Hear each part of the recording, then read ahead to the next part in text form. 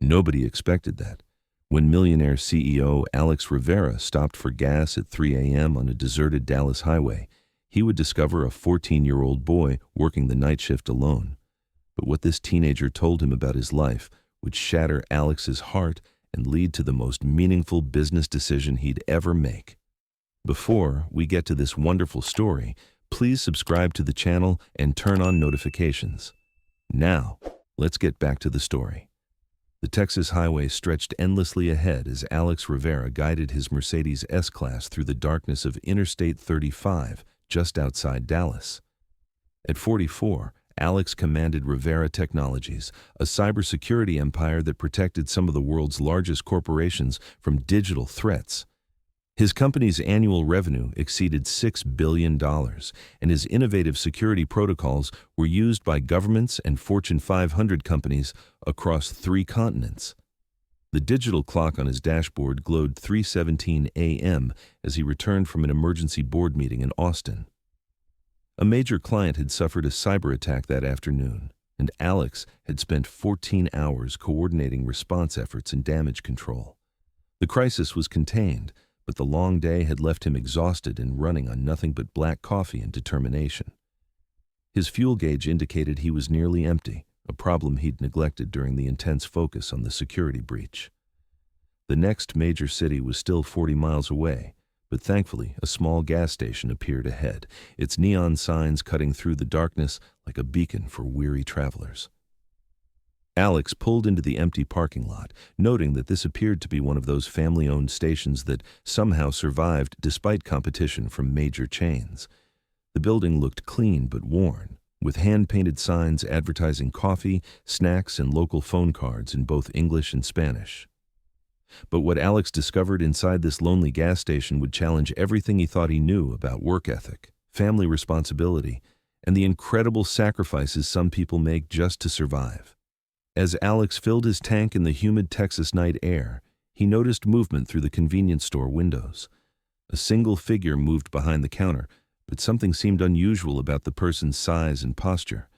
When Alex finished fueling and walked toward the store to pay, he realized with shock that the lone employee working the graveyard shift was not an adult, but a teenager who couldn't be more than 14 or 15 years old. The boy stood behind the register with remarkable poise, despite his obvious youth in the late hour. He wore a work uniform that was several sizes too large, the sleeves rolled up to accommodate his smaller frame. His dark hair was neatly combed, and despite the exhaustion visible in his eyes, he maintained a professional demeanor that impressed Alex immediately. "Good evening, sir," the teenager said with polite formality as Alex approached the counter. "I hope you found everything you needed. Will you be paying for gas and anything else tonight?" Alex studied the young man's face, noting the maturity in his expression that seemed far beyond his years. "Just the gas, thank you. But I have to ask, aren't you a little young to be working alone at this hour?" The boy's posture straightened defensively, but his tone remained respectful. "I'm 16, sir, and I have a valid work permit." "Everything is completely legal." Alex doubted the boy was actually 16. He looked closer to 14, but something in his dignified response made Alex choose not to challenge the claim directly. Instead, he noticed textbooks stacked neatly beside the register, along with what appeared to be homework assignments covered in careful handwriting. "Studying while you work?" Alex asked, gesturing toward the books. A genuine smile crossed the teenager's face for the first time. "Yes, sir. I'm working on calculus homework. I have a test tomorrow. Well, today, actually, and this is the only quiet time I get to study." Alex felt a pang of concern. This child was working a night shift and still trying to maintain his education, balancing responsibilities that would challenge most adults. When Alex learned the real reason this teenager was working alone in a gas station at 3 a.m., he discovered a story of family loyalty so powerful it would bring him to tears. "What's your name, son?" Alex asked, settling against the counter for what he sensed would be an important conversation. "Miguel Santos, sir. My family owns this station." The boy gestured around the small store with obvious pride. "My parents built this business from nothing 15 years ago, and we all help keep it running." "And where are your parents now?" Miguel's expression grew more serious. "My father's at the hospital with my little sister. She has leukemia and needed emergency treatment tonight. My mother works the day shift here, then goes to her evening job cleaning offices, so she's sleeping now before her shift starts in a few hours. Alex felt his chest tighten as he began to understand the family's situation. So you're here alone all night while dealing with a family medical crisis? Someone has to keep the station open, Miguel replied matter-of-factly. We can't afford to lose business by closing randomly. My father usually works nights, but when Elena gets sick, he has to be with her at the hospital. The medical treatments are very expensive, even with insurance. The casual way Miguel explained shouldering this enormous responsibility, keeping a family business operating while his parents dealt with the child's cancer treatment, stunned Alex. This 14-year-old was displaying more maturity and dedication than most of Alex's adult employees. Miguel, when do you sleep? When do you attend school? I go to school during the day, come here after classes to help with the afternoon rush, sleep for a few hours in the evening, then work the night shift. It's not too bad. The nights are usually quiet so I can get homework done. Alex stared at this remarkable young man who spoke about this exhausting schedule as if it were perfectly normal. How long have you been doing this? About 8 months, since Elena's cancer got worse and the medical bills started piling up. Before that, I just worked weekends and summers. But when Miguel revealed his biggest dream despite his overwhelming circumstances, Alex witnessed a level of determination that would fundamentally change his perspective on success and sacrifice. Alex looked around the modest convenience store, taking in details he'd initially missed. Despite the late hour and minimal staff, everything was impeccably clean and well organized. The shelves were fully stocked, the floors spotless, and even the coffee station was maintained to professional standards. Miguel, this is clearly more than just a job for you. You take real pride in this work. The teenager's face lit up with genuine enthusiasm. This business is my family's American dream, sir. My parents came here from Mexico with nothing but hope and determination. They saved every penny for 10 years to buy this place, and it's provided for our family ever since. What do you want to do in the future? What are your own dreams? Miguel paused his work organizing lottery tickets and looked directly at Alex with startling intensity. I want to become a computer programmer and start my own technology company someday. I'm teaching myself coding from library books and online tutorials whenever I have free time. Alex's eyebrows rose with surprise. Technology? That's quite different from running a gas station. Not as different as you might think, sir. Running a business requires problem solving, customer service, financial management, and strategic thinking, all skills that transfer to technology entrepreneurship. Plus, I want to create programs that help small businesses like ours compete with big corporations. The sophistication of Miguel's analysis impressed Alex tremendously. This young man understood business principles that some MBA graduates struggled to grasp. What's stopping you from pursuing that dream? Miguel's expression grew more realistic without losing its underlying optimism. Time and money, mainly. College is expensive, and my family needs me to help with the business, especially while Elena is sick. But I'm not giving up. I'm just taking a longer path to get there. Brr. When Alex asked the question that would change both their lives forever, Miguel's answer revealed a wisdom about family and responsibility that would inspire the CEO to make an unprecedented business decision. Alex found himself drawn into a deeper conversation with this extraordinary teenager. Miguel, what if someone offered you a full scholarship to college and guaranteed that your family's business would be financially secure? Would you take that opportunity? Miguel considered this hypothetical scenario carefully, demonstrating the same thoughtful analysis he'd shown throughout their conversation. I would be honored by such an opportunity, sir, but I couldn't accept it unless I knew my family would be truly okay without me. Elena's medical treatment has to continue, the business has to keep operating, and my parents are already working themselves to exhaustion. What if the same person who offered the scholarship also ensured that your sister received the best possible medical care, and your parents could focus on her treatment instead of worrying about business operations? The boy looked at Alex with growing curiosity and hope, as if beginning to suspect this wasn't entirely hypothetical. That would be incredible, but why would anyone do that for strangers? What would they want in return? Alex smiled at Miguel's practical caution. What they might want is the satisfaction of investing in someone with exceptional potential, someone who demonstrates the kind of character and work ethic that can't be taught in any business school. Sir, are you offering to help my family? I'm considering it, Alex replied honestly. But first, I need to understand something. You're clearly brilliant, hardworking, and mature beyond your years, yet you're willing to sacrifice your own dreams to take care of your family. Why? Miguel's answer came without hesitation. Because they sacrificed everything for me first, sir. My parents gave up their home country, learned a new language, worked impossible hours, and saved every penny so I could have opportunities they never had. Now that they need help, how could I do anything except give back? Alex's spontaneous decision would either transform this remarkable family's life or prove that true success is measured not by what you achieve, but by what you're willing to sacrifice for others.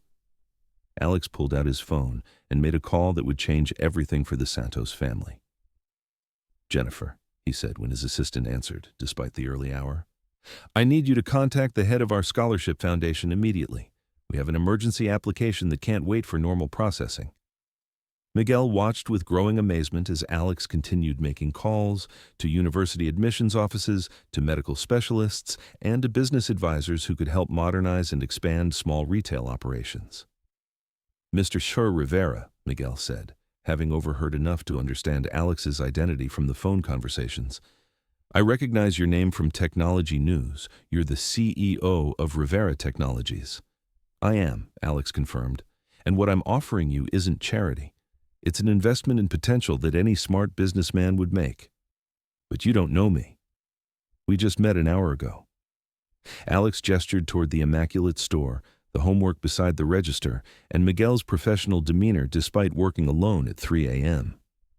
I know enough. You've been running a business single-handedly while maintaining academic excellence and supporting a family dealing with medical crisis. Those are exactly the qualities I look for in young entrepreneurs. What would you expect from me?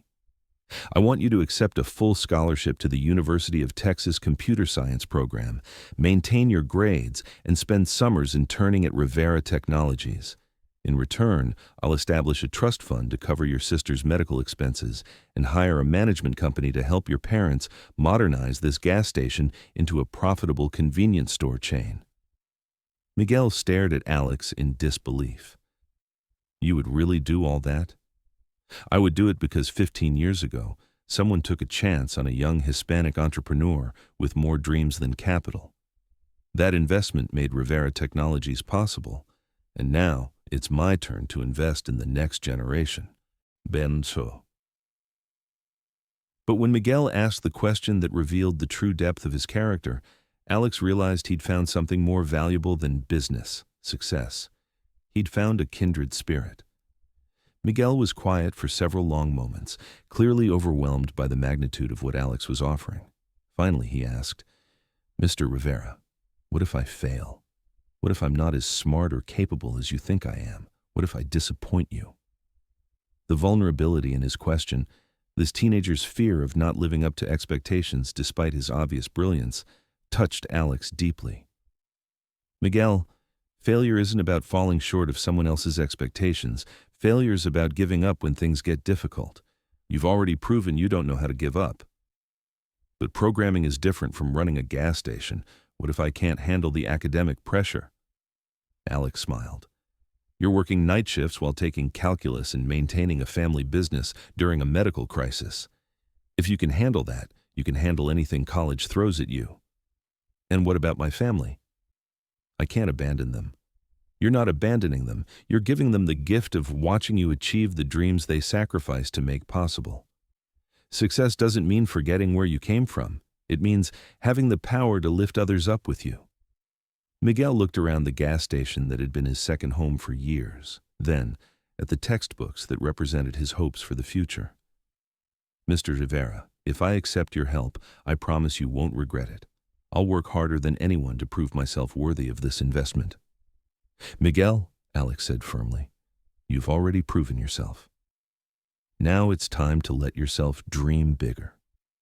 What happened next would not only save the Santos family, but launch a program that would change thousands of lives and redefine what it means to use business success for genuine good. As dawn began to break over the Texas highway, Alex and Miguel worked together to contact Miguel's parents and arrange for immediate changes that would transform their lives forever. Miguel's father rushed back from the hospital with news that Elena's treatment had been successful, and his amazement at learning about Alex's offer brought tears to his eyes. "Miguel has always been special," Mr. Santos said in accented but clear English. "Even as a little boy, he would study while helping in the store. His mother and I knew he was meant for bigger things, but we never imagined." "Your son is extraordinary," Alex assured him. "He has the combination of intelligence, work ethic, and character that can't be manufactured. All he needed was opportunity." Within a week, Elena was transferred to a specialized children's cancer center where she would receive cutting-edge treatment fully covered by the medical trust Alex had established. Miguel's parents were able to focus entirely on their daughter's care, while professional managers handled the gas station's operations and began implementing expansion plans. Miguel himself seemed almost overwhelmed by the sudden transformation from night shift worker to college-bound scholarship recipient, but his determination never wavered. Miguel Santos graduated summa cum laude from the University of Texas with a degree in computer science and a business minor. His senior project, a mobile app designed to help small businesses compete with major chains, had already attracted investor interest and job offers from several major technology companies. But Miguel chose a different path. He accepted a position as Director of Emerging Technologies at Rivera Technologies, where he would lead development of programs specifically designed to support minority-owned small businesses. The Santos family gas station had grown into a chain of 12 locations across Texas, all operated using the management systems Miguel had helped design during his college internships. Elena's cancer was in remission, and she was now a healthy 8-year-old who loved to help her big brother test his latest programming projects. Miguel Santos, at 23, had become the youngest vice president in Rivera Technologies history. His innovations in small business technology had generated over $200 million in revenue for the company, while helping thousands of family-owned businesses modernize and thrive. The Santos Family Foundation, established with Miguel's first major bonus, provided scholarships and business support to young Latino entrepreneurs who showed exceptional promise despite challenging circumstances.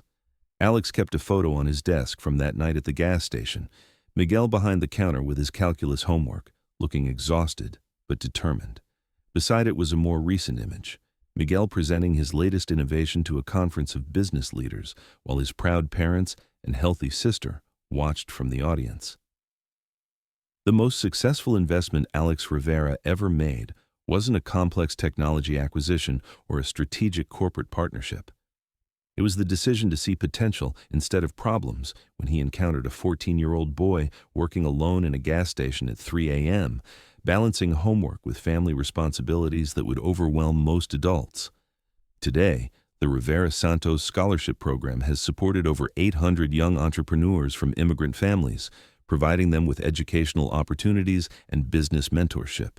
Miguel's story sparked a national conversation about recognizing exceptional talent in unexpected places and the responsibility of successful individuals to invest in the next generation. Alex learned that true leadership isn't about commanding from the top of a corporate hierarchy. It's about recognizing extraordinary potential wherever you find it and having the courage to invest in dreams that might seem impossible to others. Sometimes the most important business meetings happen in convenience stores in the middle of the night, when a teenager with calculus homework teaches a millionaire CEO that success isn't measured by what you achieve for yourself, but by what you're willing to sacrifice for the people you love and what you're brave enough to invest in the dreams of others. Thank you very much for listening. Please let us know what you think of this story in the comments. Don't forget to like the video and subscribe to the channel. Turn on notifications so you don't miss any other videos.